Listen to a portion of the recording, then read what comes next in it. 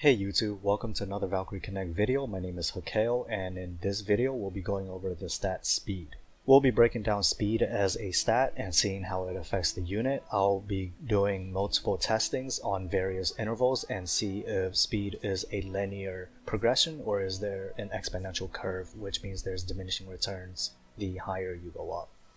If you want to see just the summary of what speed does, you can skip to the end of the video. But if you want to see how the testings were done, just stick with me and then we'll go through it. So for my testings, I chose to increase the speed in various intervals, and I tried to avoid equipping armor or weapons, for those are different animations on the unit which could alter the time even if it's just a few milliseconds. The first testing I did, I chose Mermaid Marmalade, which is my control. She is the closest to 0 base speed that I can get to. And as you can see, every interval between each hit confirm is 6 seconds, which we'll be treating as our 0 base speed, since 0 versus 134 speed is pretty negligible. Now since we have our control, I can increase the speed in various intervals to see how speed affects the physical time, whether it is decreased at a linear rate or at an exponential rate. I chose Loki as the next test, where I had 994 speed, and as you can see in the video, at 994 speed, the time it took for him to attack between each hit confirm is 5.28 seconds. The next unit that I chose was Blaze Crazed Welver, which I had at 2016 speed, and his time was 4.22 seconds.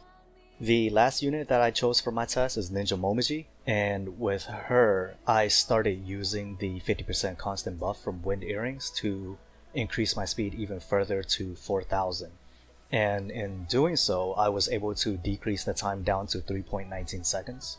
The last test that I did for this with Ninja Momiji, I added in extra armor and weapon to increase the speed even further to reach 10,340 speed with the 75% buff.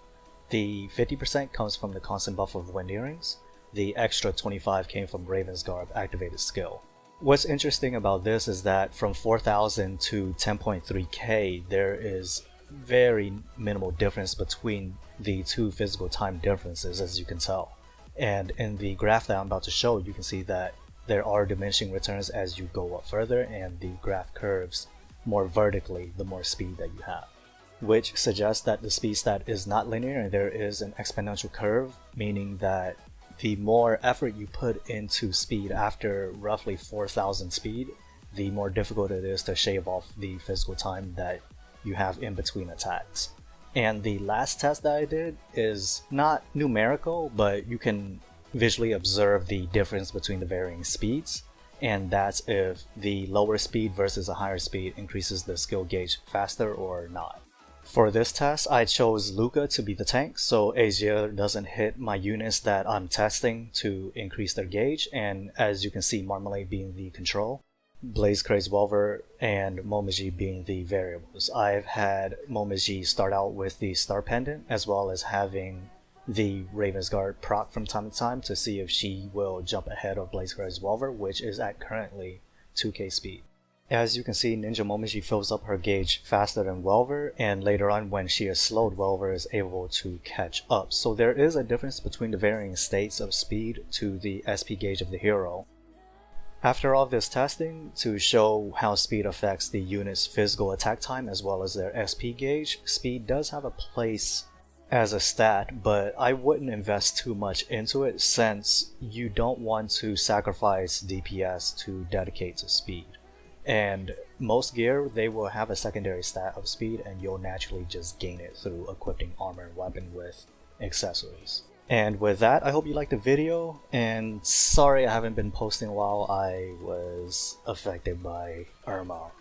But I will start resuming on making guides, and hopefully this is a bit different than the rest of the guides since it breaks down a stat individually. And with that, if you like the video, please like the video. If you like this type of content, please subscribe. If you want to see what I've been up to in the game as well as seeing how the Japanese client's been doing, follow me on Twitter.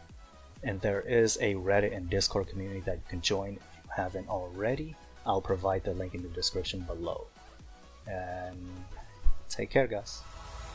Running so fast, can you find me in the dark? Oh baby, close.